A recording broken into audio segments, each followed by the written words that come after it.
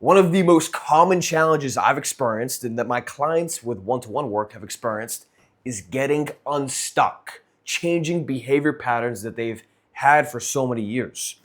The reason why this is so difficult is much deeper than you may think.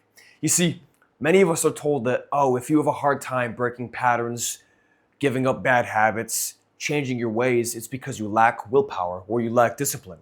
But as I mentioned, it's much deeper than that. From a logical perspective, people can really want to change. We can feel so compelled. We can draft up this entire plan of exactly what we'll do, and we'll do it for a few days or a few weeks or even a few months. But then eventually, if we go about making these changes in the most common way through discipline and willpower, we always fall back into our old ways. And you can probably relate in some way, shape, or form. Maybe you have a specific behavior that you've been doing for a long time and you just want to break the pattern. Maybe you understand what the trigger is. Maybe you know how you feel emotionally when you act out in that way that is self-destructive or some sort of self-sabotage. But you can't do anything to really stop it. You just feel so compelled to follow through with whatever that behavior is. And I get it. This was me for many years. I noticed myself slipping back into the old patterns of drinking and watching TV and scrolling my phone for 10 hours a day and doing all these things that felt good in the moment, but ultimately didn't do me any justice in the medium to long term. Yeah, for a long time, I didn't know why this was happening. I logically understood that, okay, I really want to break this pattern. I want to stop doing this behavior, but I just didn't know why. I didn't know why I couldn't break through and stop doing that behavior altogether. Until one day, about three and a half years ago, it just hit me. So today, let's discuss what realization I came to and how you can go about implementing the advice I'm about to share here within your own life so you can cut those patterns, cut those bad habits, or whatever sort of self-sabotage behaviors you have that have been holding you back for months or even years, all right? Let's begin. First thing is first, we must discuss how your habits are ingrained within you. You see, people love predictability. People love safety and security and knowing exactly what will happen if they take a certain action or what will happen if they think certain thoughts. Now, this doesn't happen at the conscious level. This happens subconsciously beneath the threshold of your conscious awareness. And this is because predictability and safety and security, that signaled a increased likelihood of survival back when people's survival was at risk all the time with predators or the environment or lack of resources. In modern times, of course, life is less stressful. We have lights, we have food, we have the internet, we can call anybody, we can get the resources we need from people all around us if we really need the support. But that circuitry deep within our biology, it's still very persistent. We still deeply appreciate and enjoy and embrace security and comfort and predictability. And since our survival needs are mostly met with food, water, shelter, communication, etc., then we can enjoy pleasures. We can enjoy TV and junk food and drinking and smoking and all these things that feel great in the moment but ultimately don't do us any benefit in the medium to long term.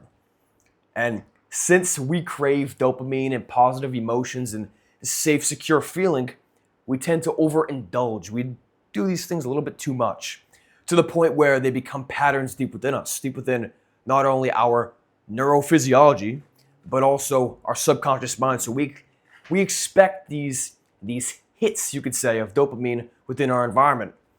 And this is why we find it so difficult to break these patterns, especially when these patterns are of these short-term pleasurable habits. And from here, that pattern embeds itself deep within us to the point where it influences our thoughts, our emotions, and our actions. When those three things are all being influenced by those unconscious behavioral patterns, then your identity naturally falls in alignment with whatever it is you're doing. The good news is that you can get unstuck from old patterns, from bad habits. It just requires you to dig a little bit deeper. In order to change these underlying patterns, which are causing the specific behaviors to take place, you need to dig deep within your subconscious mind. And That's something that few people ever take the time to do, mainly because they simply don't know that they need to do that. But think about it. If these patterns are deeply embedded within your subconscious mind, within your nervous system, which is overseen by your subconscious mind, then that would mean that in order to shift the beliefs and shift your identity around those particular thoughts and emotions which are leading to the behaviors and actions, then you got to get to the subconscious mind. Simple enough, right? And in order to communicate with the subconscious mind, you need to shift your state of awareness intentionally. And I've talked about this many times in many other videos. Some people will promote taking psychedelic drugs. Some people promote assessing your dreams. And yeah, those things certainly work. I'm not advocating for you to take psychedelic drugs, but it's your choice, your life. But I do advocate dream journaling because everything you experience in a dream is simply a reflection of what's happening in your inner world at the subconscious or unconscious level. Along with this, I also encourage meditation, as I've talked about plenty of times. Actually, in a couple videos back, I shared my experience of 3 years of meditation, so I highly recommend you check that out. But mainly, what I found even more impactful for changing these negative patterns and these destructive habits and behaviors is hypnosis. Now, I know hypnosis has a pretty bad rap. People think hypnosis and they think of people dancing around, acting like monkeys and doing things that they wouldn't typically do, and barking like a dog and forgetting their name and forgetting how to count and forgetting how to speak English and all these crazy things that you see at a carnival or a stage show. And yeah, well, hypnosis certainly can encourage people to do these things. That isn't the angle I'm getting at this from. You see, hypnosis, when done on yourself or with the help of a practitioner like myself, you are getting into that deep, calm, meditative state. It's very similar to meditation, except with hypnosis, you go into that state with an intention, with an objective. So rather than the traditional sit down, close your eyes, and observe your thoughts like with meditation, with hypnosis, you get yourself in that calm, relaxed state of focused attention and broad awareness, but you're not just watching your thoughts as they come and then letting them pass you by. You're going in with, as I said, some specific intention, something you want to work on, something you want to shift deep within you. That's exactly why, whether you're doing self-hypnosis or having a practitioner help you with hypnosis, you must get clear on what you want from the very beginning. Along with getting clear on what you want, so this could be like the new belief, the new positive and empowering belief that you want to take on. You also want to get clear on what it is you'll be shifting. The negative belief, the negative habit, these self-destructive thought patterns that you experience on a regular basis. Once you identify those two things, then you're good to go. And you might be wondering, okay, well, if I do self-hypnosis to myself, how will I know if I've actually shifted that pattern within me? How will I know that I have changed that thought structure or those belief systems that have been leading me to take these certain negative behaviors repeatedly for all these years? And what I'll tell you is that the action you take, the things you do immediately after coming out of this deep meditative state, if you do self-hypnosis, that will further validate whatever inner work you've done. So let's say, for example, you have this bad habit of doom scrolling on your phone for 3 hours before you go to bed. That's actually something that many people experience. And that's something I've talked about a lot with my one-to-one clients. You might say, okay, well, the pattern I want to break is to stop doom scrolling for 3 hours before I go to bed.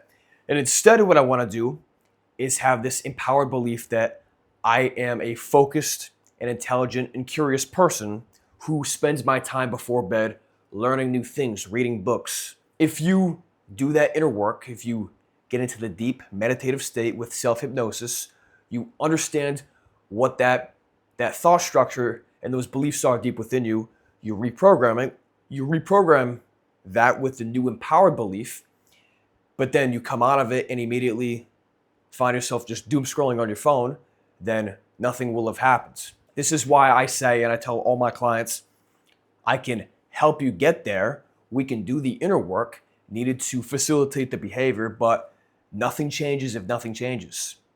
And when I say that, I mean, if nothing changes in the physical world, then whatever you do on the inside is simply a waste of time.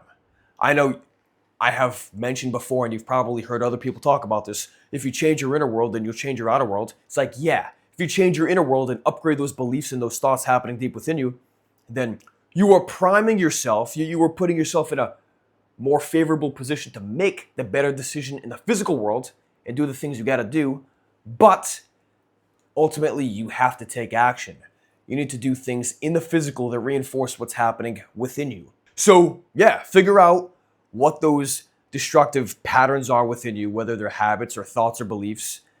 Figure out what you want. Figure out how you can replace one with the other, and then go from there, all right? You can do the inner work. This is a major commitment, and it's something that you gotta look yourself in the mirror and be like, okay, well, do I want to continue living out the same patterns, doing the same things, having the same thoughts every single day, even if they're not helpful for me? Or do I want to actually do what I need to do in order to change things? It's a hard conversation to have because, as I mentioned earlier in the video, we tend to get stuck in these familiar patterns because familiar means safe. Familiar means secure. Familiar means predictable. These things at the subconscious level are very appealing to your nervous system and to your body. And that's why at the conscious level, we resist this change. So yeah, hope this makes sense. Hope you enjoyed this. Thank you for watching, and I'll speak to you soon.